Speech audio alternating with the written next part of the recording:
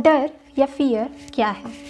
Simple शब्दों में कहें तो जब हम कोई काम या तो कर रहे होते हैं या उसे पूरा कर चुके होते हैं तो उसके रिज़ल्ट के बारे में बार बार सोचकर जो हम खुद को और अपने ब्रेन को परेशान कर रहे होते हैं वही डर या फियर है। फॉर एग्ज़ाम्पल, अगर आप एक स्टूडेंट हैं और आपने कोई एग्ज़ाम दिया है तो आप एग्ज़ाम के बाद उसके रिज़ल्ट के बारे में सोचने लगते हैं। शुरुआत में तो आप सिर्फ इतना ही सोचते हैं कि रिज़ल्ट कैसा होगा, लेकिन धीरे धीरे आप उस रिज़ल्ट के बारे में इतना ज़्यादा सोचने लगते हैं कि आपकी वही सोच आपका डर बन जाती है। और एग्ज़ाम का रिज़ल्ट तो जो होना होता है वही होता है, पर आपके डर का रिज़ल्ट क्या होता है? आप परेशान रहने लगते हैं, धीरे धीरे आपको एंजाइटीज़ होने लगती हैं, कई बार तो आप डिप्रेशन के शिकार भी बन जाते हैं। पर बस मुझे इतना बता दीजिए कि इन सब में कहीं भी आपके एग्ज़ाम का रिज़ल्ट चेंज हो पाता है क्या? नहीं ना। एग्ज़ाम का रिज़ल्ट तो वही आता है जो उसे आना चाहिए था। तो चलिए हम बात करते हैं कि कैसे इस डर को कम किया जा सकता है। श्रीमद् भगवद गीता में एक श्लोक है, कर्मण्येवाधिकारस्ते मा फलेषु कदाचन मा कर्मफल हेतुर्भुर्मा ते संगोस्त्व अकर्मणि। अर्थात तेरा कर्म करने में अधिकार है, इनके फलों में नहीं। तू कर्म के फल के प्रति आसक्त ना हो या कर्म ना करने के प्रति प्रेरित ना हो।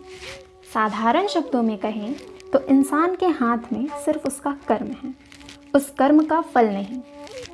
पर हर एक इंसान काम शुरू करने से पहले ही उसके रिज़ल्ट के बारे में सोचने लगता है। जैसे एक स्टूडेंट पढ़ाई शुरू करने से पहले टॉप करने की सोचता है, एक पेंटर अपनी पेंटिंग स्टार्ट करने से पहले ही एक मास्टरपीस क्रिएट करने के बारे में सोचता है, एक बिजनेसमैन जो सुबह उठता है और उठते साथ ही लाखों करोड़ों की डील क्रैक करने के बारे में सोचता है।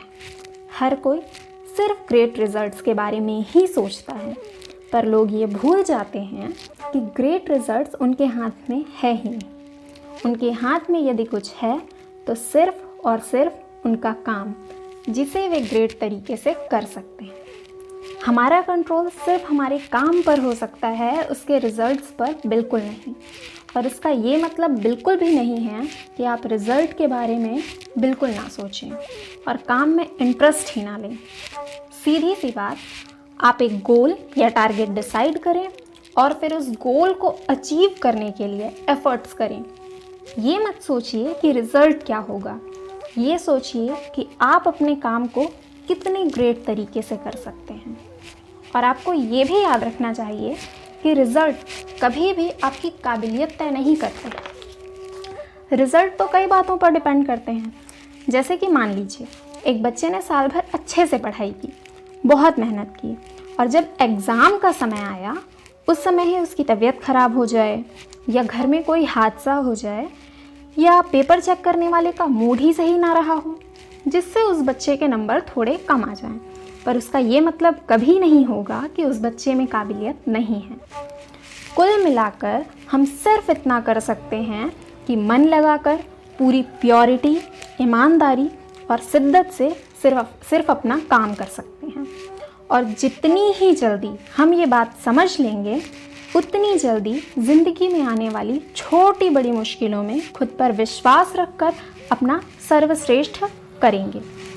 हमें बस इतना याद रखना चाहिए कि रिज़ल्ट्स पर हमारा कंट्रोल नहीं हो सकता है, हमारा कंट्रोल सिर्फ और सिर्फ हमारे काम पर हो सकता है।